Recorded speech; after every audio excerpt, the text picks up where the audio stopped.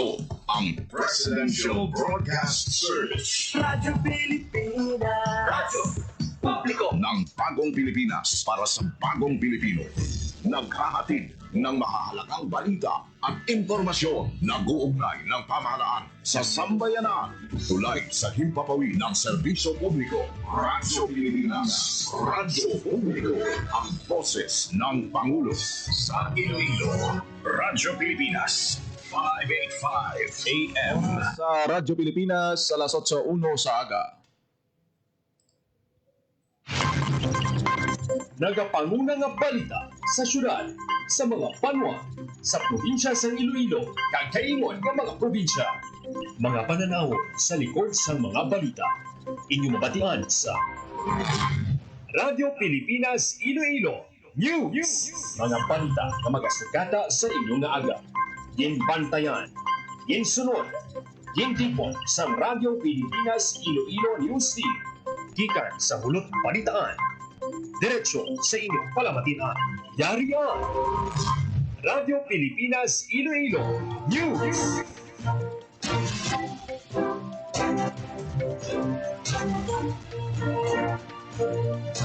Ayong aga Pilipinas, good morning Western Visayas. Welcome sa Radyo Pilipinas News.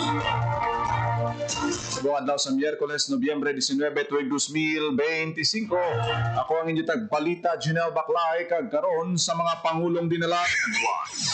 Dinagyang para sa tanan, lauman sa Dinagyang Festival 2026 sa IFFI. Dinagyang Drives Competition 2026, hiwato na lang sa duha ka mga judging areas. Congresswoman Garin, ginpangabay ang PNP kag NBI nga pasangkaron ng investigasyon tuhoy sa bomb threat sa Iloilo. Pila ka mga bulutuan gintublag sa gyapon sang asod-asod nga bomb threat. Graduates ng Central Philippine University nag-rank number 3 sa midwifery licensure examination. Iloilo Governor Defensor, opisyal na magapungko bilang chairperson sa RPOC Humalin 2025 Tubtub 2020. DA Western Visayas naghiwat sa nanuway-tuway nga paindis-indis angot sa rice awareness. Kag pahuway sang baybay ukon close season sa Visayan Sea nagsugod na.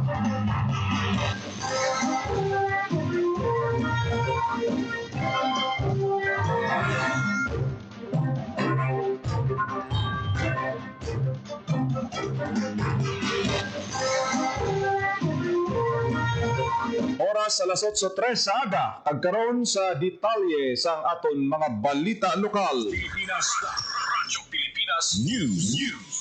Dinagyang para sa tanan, lauman sa Dinagyang Festival 2026 sa Iloilo Festivals Foundation Incorporated. Radyo Pilipinas. Radyo Pilipinas. Report. Sa detalye sang balita ni Emerald Santiagudo.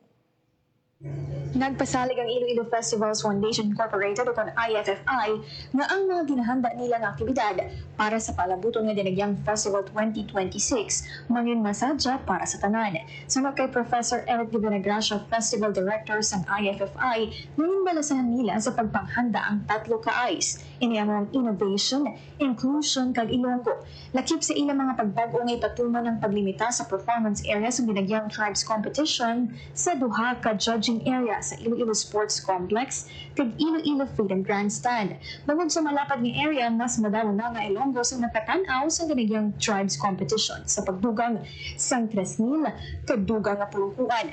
Mas gintagarato man sang IFFI ang presyohanay sa Dinagyang tickets nga mahimo na babakal halin 500 pesos tubtub 3,000 pesos. Lauman man ang world class kag level up ng Dinagyang Food Festival sa downtown area sa pagpanguna sa Iloilo Hotel, Restaurants and Resorts Association. Ang selebrasyon sa Dinagyang Festival 2026 may tema nga Bugay sang Ginoo, Bugal sang Ilonggo. Lakip sa mga balantayan ng Grand Religious Sadsad kag kasadyahan sa Kabanwahanan sa Enero 24 kag Dinagyang Tribes Competition sa Enero 25. Para sa Bagong Pilipinas, Emerald Santiagudo, Radyo Pilipinas, Radyo Publiko. Radyo Pilipinas. Radyo Pilipinas Pilipinas News. Dinagyang Tribes Competition 2026 hiwato na lang sa duha ka mga judging areas sa dason nga tuig. Radyo Pilipinas Report. Sa detalye sang balita, Sa labing una nga kahigayunan, hiwato ng highlights ng Dinagyang Festival na Dinagyang Tribes Competition 2026 sa duha na lamang ka-performance sa kung judging areas. Ini amo ang Iloilo Freedom Grandstand kag Iloilo Sports Complex. Sino kay Iloilo Festival Foundation Incorporated President Angel De Leon Jr. ang paglimita sa performance area sa mga tribo mag-asabat. Sa tuigan na nga problema sa traffic sa Central Business District sa downtown area sa Iloilo nga ginareklamo sa mga negosyante kag commuters. Tungod sa pagbago, hindi na kinahanglan nga magbutang pa sang risers kag magtukod sang stages sa city proper. Durang niya nakakonsulta na sila sa mga tribo, negosyante kag restaurant owners para sa ipatuman nga pagbago. Magluwas sa paglimita sa judging areas, sa iluon man sa hapon ang performances sa mga tribo, kag maumpisa halin 1:30 sa hapon, tubtob 7:00 sa gabi. Sunod kay Professor Eric De Venegracia, Festival Director sang IFFI, pinaagi sini, mas makapahuway ang mga estudyante, kag hindi na sila kinahanglan nga magbugtaw sang kaagahon agod magpaminta. Samtang may ara pa sa gihapon sang 3 ka street dancing performances na lauman sa mga tribo halin sa J. Ambasa, pagkadto sa Amigo, sa Iloilo Provincial Capital kag pagkadto sa La Paz area kag sa Iloilo Sports Complex. Bangod sa mas malapad na venue, lauman sa mga tumalanaw ang dugang nga entertainment kag spectacle sa mga tribo pinaagi sa ilang nga props kag performances. Sa karon, padayon nga ginaftayan na layas pa ang IFFI ang mga pagbago ni ipatuman sa Dinagyang Festival 2026. Will be already at the Iloilo Sports Complex. So, if we look into that, we will not bother anymore the different city areas with traffic because of if we do it in the previous years, we are putting up stages 2 weeks before the event, and rerouting has got to happen. And so we felt that if we only have 2 stages, one is a Freedom Grandstand, which will not cause traffic anyway, and the sports complex, which will never cause traffic also because it is an area that address some of the issues that was happening in the past. Ang kabahin sa pagpayan ni Angel De Leon Jr. ang bago na presidente ng IFFI.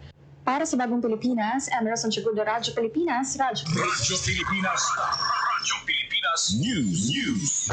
Congresswoman Janet Garin ginpabay ang Philippine National Police kag NBI nga pasangkaron ng investigasyon tuhoy sa mga bomb threat nga nabaton sa Iloilo. Radyo Pilipinas Sa balita ni Paul Tarrosa. Sa asod-asod nga bomb threat sa syudad kag probinsya sang Iloilo, ginpangabay ni 1st District of Iloilo Representative Janet Garin ang Philippine National Police kag National Bureau of Investigation nga mas pasangkaron pa ang investigasyon para matumon kung sino sa likod sa mga pagpamahog.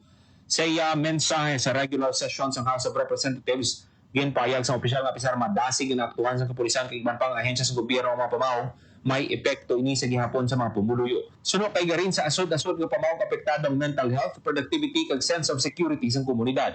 Hindi lang ulango ang bomb threat bangod isa ini ka krimen nga dapat atubangon sa sinuman nga may kahimuan. Yun pangabay sa opisyal sa PNP kag NBI nga pamaskugon ng ila cyber tracking system agad ma-identify ang may kahimuan. Magluwas sa law enforcement agencies hiningyo man sa opisyal ng DICT kag mga telecommunication companies nga pamaskugon ng ila system para makabulig sa pag-trace sa mga malisyoso nga mensahe samtang inarespeto sa gihapon ng data privacy. Importante man sunod sa opisyal nga updated kag consistent ang emergency protocols nga ginapatuman sa Department of Education kag Commission on Higher Education sa tanan nga bulutuan. Para sa Bagong Pilipinas, Paul Tarosa, Radyo Pilipinas, Radyo Publiko. Radyo Pilipinas News.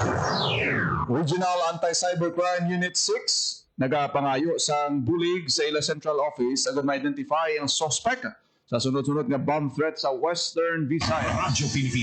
Radyo Pilipinas. Nagapanumbalik sa balita si Paul Tarosa. Ngayon nasang bulig ang Regional Anti-Cybercrime Unit 6 sa ila Central Office agad matumod ang suspect sa sunod-sunod nga bomb threat sa Western Visayas. Sunod kay Police Lieutenant Colonel Richard Adonis Habawel, Chief sang RACU 6, naga-update ang ila opisina sa central office sa dingin buligan man sila sa nagapadayon nga investigasyon. Ang sunod-sunod nga bomb threat sa riyon ang ginabululigan investigasang nagkalalay nga police officers nga may reported nga bomb threat National Bureau of Investigation kag RACO 6. Hindi lang makatag sang dugang nga detalye si Habawel sa kung ano nga mga prosesong ila ginahimo agon hindi maapektuhan ang investigasyon apang ginaobra nilang tanan para madakpan kag mapasakaan kaso ang suspect. Naibaluan masobra 20 na kabulutuan sa Western Visayas na nakabaton sang bomb threat humalin sa nagligat nga semana panawagan sang publiko madakpan na ang sa likod sini nga mga pagpamahog sa mga eskwelahan. Para sa Bagong Pilipinas, Paul Parosa, Radio Pilipinas, Radio Publiko. Radyo Pilipinas News. Nag-evacuate sa campus ground sa mga estudyante kag faculty sa Iloilo Doctors College kahapon, Nobyembre 18 matapos makabaton sang bomb threat. Gilayon na suspende ang klase kag ang office operations agud pa siguro ang safety sang tanan. Madumduman nga pila ka mga bulutuan sa Iloilo City sang damlag lang ang nakabaton man sang bomb threat. Sa Northern Iloilo State University main campus sa istansya napuhag man sang bomb threat ang mga estudyante kag faculty sang NISO main campus kasunod sang nabaton nga pamahog. Agud na pa siguro ang safety sang tanan ginusisa sang kapulisan ang impormasyon kag verify sa area. Nahibaluan nga pila man ka universidad sa bilog nga Western Visayas ang nakabaton sang bomb threat. Sa bahin sang Central Philippine University nagbalik ang klase kag trabaho kahapon sang hapon matapos sa gindeklara nga bomb cleared ang bulutuan matapos nga nagbaton liwat sang pamahog ang universidad. Ginanunsyo sang CPU nga alauna kahapon sa hapon nagbalik ang klase sa College of Law kag School of Graduate Studies. Kag naghimo man sang class arrangements ang pila ka mga principals sa basic education kag ginplastar man ang arrangement sa mga aktibidad. Nag-resume man ang trabaho sa Central Philippine University alauna sang hapon. Radyo Pilipinas News. Wala man makaluwas ang banwa sa Haniway sa mga lugar kag bulutuan nga nakabaton sang pamahog ini matapos nga ginpuhag man sang bomb threat ang Haniway National Comprehensive High School kahapon. Ginpadulungan sang otoridad ang bulutuan agud i-secure ang lugar. Ika-13 nga eskwelahan sa Western Visayas ang Haniway National Comprehensive High School sa mga nakabaton sang bomb threat. Sa bayan naman sa siyudad sa Iloilo, nagdugang man sa listahan ang University of San Agustin nga nakabaton man sang pamahog kahapon sang aga. Gilayon nga napagwa sang advisory ang University of San Agustin nga nagasuspende sang tanan nga in-person classes kag nag-shift sa mediated instruction. Ang trabaho sa mga staff kag administrative personnel ang ginsuspended man. Inina ikaduha nga tion nga nakabaton sang bomb threat ang University of San Agustin. Una nga nakabaton ang bulutuan sang bomb threat sang nagligad nga Nobyembre 12 sa USA Basic Education Department sa Barangay Sambag Haro. Radyo Pilipinas News. Sa probinsya sang Antique, nakabaton man sang pamahog ang St. Anthony's College sa San Jose, Antique. Para sa safety sang tanan, gilayon naging evacuate ang mga estudyante matapos ginusisa sang kapulisan ng impormasyon nga mayara sang bomba sa lugar. Nagpatigayon sa inspeksyon ng Explosive Ordnance Division kang nagwa nga negatibo sa bomba ang eskwelahan. Nag-resume naman ang klase matapos ang impatigayon ng inspeksyon sang EOD. Ang St. Anthony's College sa San Jose, Antique ang lakip sa mga nagdugang sa listahan sa mga bulutuan nga ginpadalan sa bomb threat sa bilog nga Western Visayas. Radyo Pilipinas News. Nag-rank number 3 sa giniwat nga November 2025 licensure examination for midwives and graduates ng Central Philippine University. Nakakuha sang 93.25 nga rate si Bethel Ann Beltran Doromal. Sandig sa resulta sang Professional Regulation Commission. Si Doromal ang nag-isanon nga taker sang CPU. Nag-graduate siya sa CPU sang 2012 sa kurso nga Bachelor of Science in Nursing. Apisan nga wala nakakuha sang Bachelor of Science in Midwifery, bukas ang MLE sa mga rehistrado nga nurses nga kumpleto ang mga requirement. Sa datos sang PRC, sa 3,736 nga takers ang pasinawan, 2,152 ang nakapasar. Giniwat ang MLE sa NCR Baguio, Butuan, Cagayan de Oro, Cebu, Davao, Iloilo, Coronadal, Legazpi, Lucena, Pagadian, Pampanga, Rosales, Tacloban, Tuguegarao, kag Zamboanga, sinilang nga bulan sa Nobyembre. Radyo Pilipinas. Radyo Pilipinas News.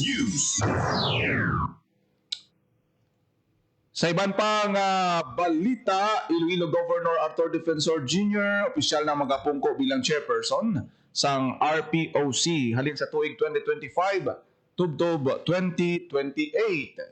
Radyo Pilipinas. Radyo Pilipinas. Sa balita ni Marian Grace Erenieta.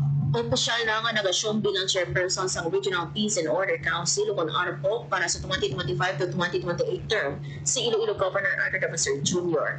Ini matapos sa turnover ni Department of the Interior and Local Government o DILG 6 Regional Director Juan Jovian Ingeniero kaupo si DILG Iloilo Province Cluster Head Raimundo Palanog ang Certificate of Appointment kag ARPOC flag kay Governor Defensor. Una nga nagbayag sa iyang pagpasalamat ang gobernador sa pagsalig sa iya bilang ARPOC chair kag nagpahayag nga importante ini sa iya ilabi na nga nag-issue siya sa Executive Order No. 111 Series of 2025 nga nag-institutionalize ang Provincial Community Defense Action for More Progress Iloilo, kapayapaan, kaalisan at katatagan tungo sa kaunlaran ng bagong Pilipinas o kon 4K for More Progress. Nagpasalig si Governor Defensor nga bilog ang iyang suporta kag dedikasyon para mapasiguro ang katawhay kag kalinong sa rehiyon.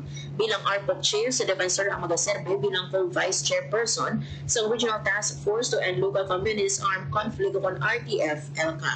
Para sa Bagong Pilipinas, Marian Grace Erenieta, Radyo Pilipinas, Radyo Publiko. Radyo Pilipinas. Radyo Pilipinas News. Nagpaindis-indis ang kaalam ang mga mangunguma sa Iloilo sa ginihiwat nga Palay Alamin Quiz B Challenge bilang kabahin sa National Rice Awareness Month Rice Farmers Day. Ang paindis-indis ginpasakupan sa 29 ka mga mangunguma sa probinsya.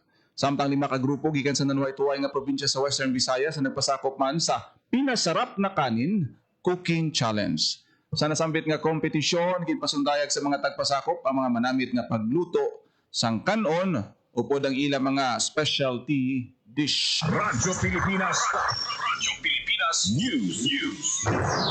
Pahuway sang baybay o kung close season sang Visayan Sea, nagsugod na. Radyo Pilipinas. Radyo Pilipinas. Sa balita ni JP Herbas. Ginsugura na ang pahuway sang baybay ukon ang close season para sa tuloy, tamban, tabagak, balantyong, gumaa, bulaw, kag hasa-hasa nga ginapatuman sa pinakabahin sang Visayan Sea.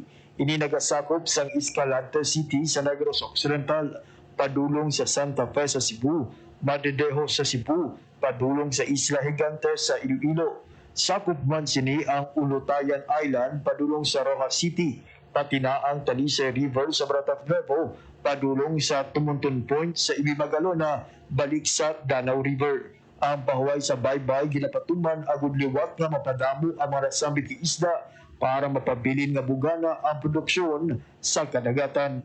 Para sa Bagong Pilipinas, JP Herbas, Radyo Pilipinas, Radyo Publiko. Radyo Pilipinas. Radyo Pilipinas News. 18th National Organic Agriculture Congress sa Bacolod City ang nagsugod na. Radyo Pilipinas. Radyo Pilipinas. Sa detalye sang balita. Nagsugod na ang 18th National Organic Agriculture Congress sa Bacolod City nga magalawig tugtog Nobyembre 20. Katuyan sa aktibidad nga pabasugon pa ang organiko nga pagpanguma para sa mas bugana nga buwas dablag. Magluwas sa 18th National Organic Agriculture Congress, duwa pa kagalagkuhan nga aktibidad may kangtanan sa agrikultura kag slow food ang hiwaton sa Negros Island sa mga simana. Para nga buksan sa Nobyembre 19 kag magkalawig tugtog Nobyembre 23 ang 18th Negros Island Organic Farmers Festival kag Terra Madre Asia and Pacific. Ginaagda sa Department of Agriculture Negros Island Region o kung DANIR ang publiko nga suportahan ang mga organiko nga manguma kag ang manggaran nga kultura kag slow food tradition sang Pilipinas. Para sa Bagong Pilipinas, JP Herbas, Radyo Pilipinas, Radyo Publiko. Radyo Pilipinas. Radyo Pilipinas Pilipinas News. Voters registration sa siyudad sang Iloilo balik na sa opisina sa Comelec Iloilo City karon nga semana. Radyo Pilipinas. Radyo Sa Pilipinas. detalye sang balita. Balik na sa opisina sa Comelec Iloilo City sa second floor sa Angeles Building, Mabini Street City proper ang voters registration kag Register Anywhere program sa Commission on Elections sa anunsyo sa Comelec Iloilo City. Bukas ang registration na rin alas 8 sa aga, tubtob alas 5 sa hapon. Santo sa schedule, mahimo ka makaparehistro halin Nobyembre 17 tubtob 22 kag Nobyembre 22 tubtob 29. Magdala lang sa government issued ID sa edad 18 anyos pataas, samtang sa 15 tubtob 17 anyos magdala sa photocopy sa live birth kag government issued ID o kung school ID. Sa correction of entries naman sa ila registration record, magdala sa photocopy sa live birth. Sa change of civil status sa registration record, magdala sa photocopy sa marriage certificate, court order, certificate of finality, gikan sa korte o konsenumar. Para sa Bagong Pilipinas, General Baclay, Radyo Pilipinas, Radyo Public. Radyo Pilipinas. Radyo Pilipinas News. Bagong SB member sa Banwa sang Zaraga nagpanumpa kay Iloilo Governor Defensor. Radyo Pilipinas. Radyo Pilipinas. Report. Sa balita ni Marian Grace Erenieta. Nagpanumpa ang bagong sangguniang bayan member sa munisipalidad sa Saraga, Iloilo kay Governor Arthur Defensor Jr. Naghiwa sa iya oath of office si Mark Vincent Febreses kay Governor Defensor sa Martes, Nobyembre 18. Si Febreses ang ulihi nga mapugo sa duha ka nabakante nga posisyon sa sangguniang bayan matapos nga nagsaka sa pagka-alkalde kay vice-alkalde Sanday Jeffrey Silverio kag Attorney LJ Sortegosa. Madumduman nga gindismiss ang ombudsman Sanday former Mayor Joel Maranyoso de Villa kag former Vice Mayor Michael Omar Lacson rason sa pagsaka sa posisyon sa Silverio kag Sortegosa. Una na nga nagpanumpa si Dr. Jerome Maranyon kay Governor Defensor bilang bagong SB member isa ka adlaw ang gisanumpa si Fabreses.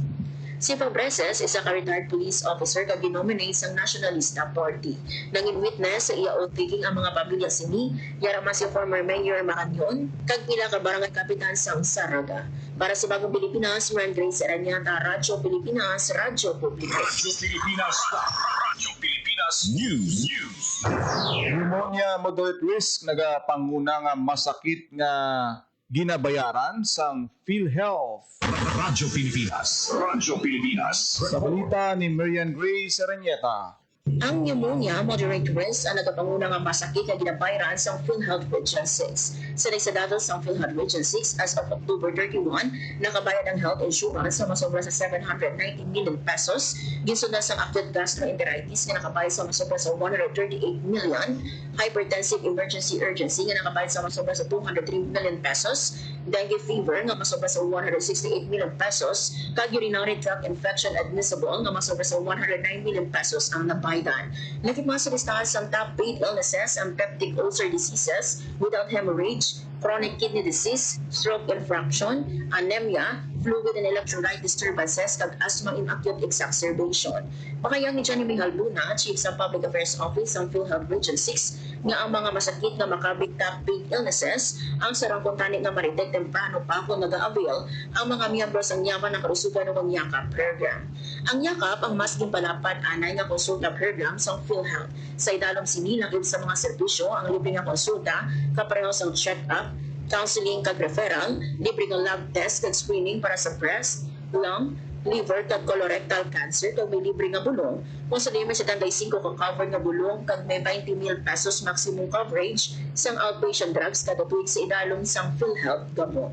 Para sa Bagong Pilipinas, Marian Grace Erenieta, Radyo Pilipinas, Radyo Publiko. Radyo Pilipinas. Radyo Pilipinas News.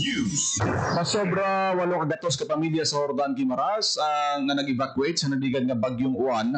Nagbaton sang family food pack salin sa DSWD. Radyo Pilipinas. Radyo Sa Pilipinas. detalye sang balita. Nagkabaton sa family food pack sa sa Department of Social Welfare and Development Region 6 ang 831 ka pamilya sa Banwang Sang Hortan Guimaras nga gin-evacuate bangod sa Super Typhoon Uwan. Ang family food packs ginhatag naman sang lokal nga panguluhan sang Banwa bilang kabahin sang bulig sang gobyerno sa mga pumuluyo nga naapektuhan sang nagligad nga bagyo. Nagapasalamat ang mga residente sa nabaton nga bulig halin sa gobyerno. Para sa Bagong Pilipinas, Volta Rosa, Radyo Pilipinas, Radyo Publiko. Radyo Pilipinas. Radyo Pilipinas Pilipinas News.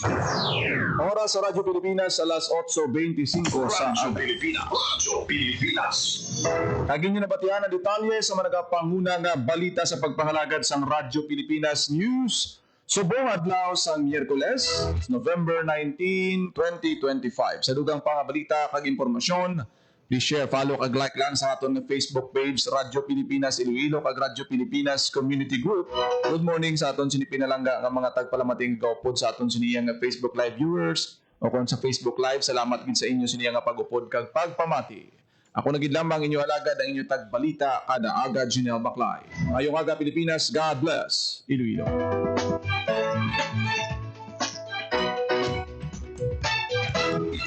Ang Presidential Broadcast Service. Radyo Pilipinas. Radyo Publiko ng Bagong Pilipinas para sa Bagong Pilipino. Naghahatid ng mahahalagang balita at impormasyon na guugnay ng pamahalaan sa sambayanan. Tulay sa himpapawid ng serbisyo publiko. Radyo Pilipinas. Radyo Publiko. Ang boses ng Pangulo sa Iloilo. Radyo Pilipinas. 585 AM.